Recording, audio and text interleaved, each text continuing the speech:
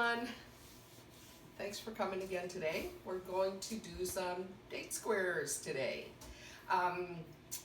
First thing we're going to do is set the oven. So you're going to need the oven at 350. I just finished cooking something, so my oven's kind of preheated, but just a reminder for you.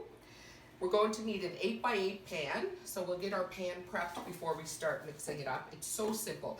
This is in 2 steps, okay? So what we're going to do is we'll get our pan prepped, then we'll make the crust, which is the oatmeal and the flour and that sort of thing. And then we'll go to the stove and we'll do the filling. And we'll wait for the filling to cool and we'll come back and assemble, okay? So, here we go. I am going to line it with parchment paper, but I still spray it just to keep the parchment paper in place more than anything. Okay?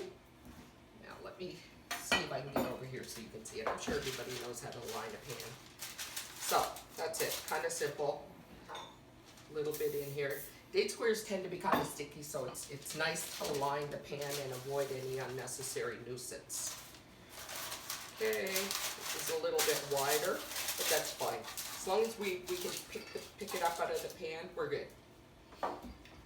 Okay, so here we go. As I said, this is so easy. This is a cup of all-purpose flour, 1 3/4 cups of oats. I just use quick cooking oats. 3/4 of a cup of brown sugar. So this here has a few lumps in it, not many. Actually, this brown sugar that I'm using is a combination of just the yellow brown sugar and the dark brown. It's what I had, so it's what I use. Dark brown sugar will give you a little more of a molassesy taste. And it's a little bit stronger, but it's still really good. There we go. So we're going to break that up just a bit with our fingers to make sure that we don't have any lumps of the brown sugar. Okay. I'm just going to wash my hand off real quick. And now to that, we're going to add just 1/4 teaspoon of baking powder. It doesn't need a whole lot because it really doesn't rise a whole lot, so that's not like it's making a cake or something, right? And I like a little bit of cinnamon with my date squares, and so to this I'm going to add 1/2 teaspoon of cinnamon. There we go. So, pretty simple. Now we're going to just mix this all up with our hands. Let's make sure we get everything all mixed together, the flour, the oats, the spices, everything. And we're also going to add to this next 3/4 cup of softened butter, which I have here. And I cut the butter up, I tried to cut it up in smaller pieces because it's easier to incorporate. It's a little faster, that's all. It doesn't make a whole lot of difference. There we go. And perfect. So when we were kids coming up, we had these all the time, and I really didn't like them. Probably because we did have them all the time. It's like homemade bread. I wasn't a big fan of it until I got older. But now I really enjoy them with a hot cup of tea. Okay. This is something my mother could throw together in seconds. Spend the time that you need this time while you're mixing this, just to make sure that you get it incorporated well. Okay? Don't leave big chunks of butter in it. What we're going to do is we've got this done. So we're going to now do our filling, and when the filling has cooled, I'll take you to the stove with me and we'll do the filling. And when the filling has cooled, we'll come back and assemble. So we're doing it in 3 steps. Okay? Thanks so much.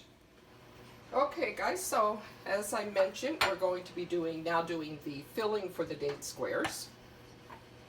So we have 1 cup of water. We're going to put this on a medium heat to start with, okay? And then we'll eventually turn it down. To that 1 cup of water, we're going to add 2 tablespoons of brown sugar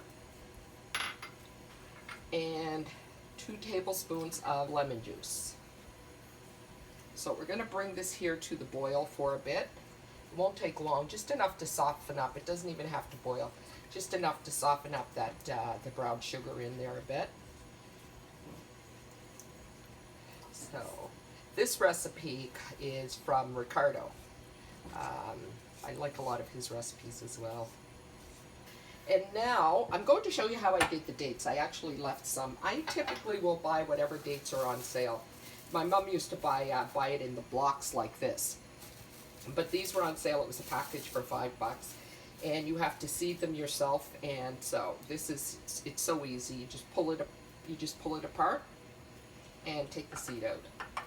So you're going to need 2.5 cups of these. And if you get the whole dates, make sure you take the end off like that.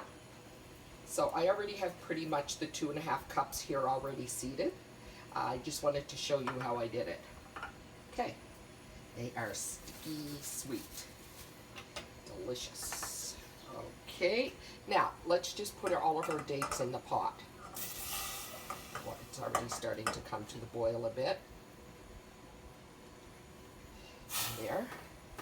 This recipe comes together super fast. We're just going to make sure that they're kind of covered a bit. And when it comes to the boil, we're going to reduce the heat and let them simmer.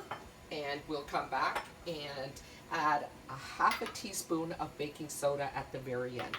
So we'll see you back when we can after it comes to the simmer, by the way, and we've added the baking soda, we have to let it cool before we can add it as a layer in our date squares. So we'll see you back here again soon. Hi everyone, so we're back. We've taken the dates have cooked down, they're nice and soft and mushy. So now we're going to add 1/4 teaspoon of baking soda. So we're just going to sprinkle that in. And what happens is it actually changes the color of the dates a bit. And they will actually get fluffy and thick, and make sure you stir it in really, really well. So if you look here, you can see this here's what it looks like. Okay, nice and thick and ready to go. There we go. So what I'm going to do now is I'm actually going to put these in a bowl and put this in the refrigerator so they can cool quickly. And we'll come back and assemble. So we'll see you back shortly. Okay guys, so we're back. We have our crumb mixture here for our date squares that we assembled earlier, and we have our cool dates. So now we're just going to put these date squares together real quick. It's simple, nice and level in there. If you want to refrigerate them, they keep for such a long time. And now we're going to take our dates and we're going to put these in and level this out. So, a little messy, but that's all right. Hey, there we go. I'm going to use my offset spatula here just to bring in. Here we go.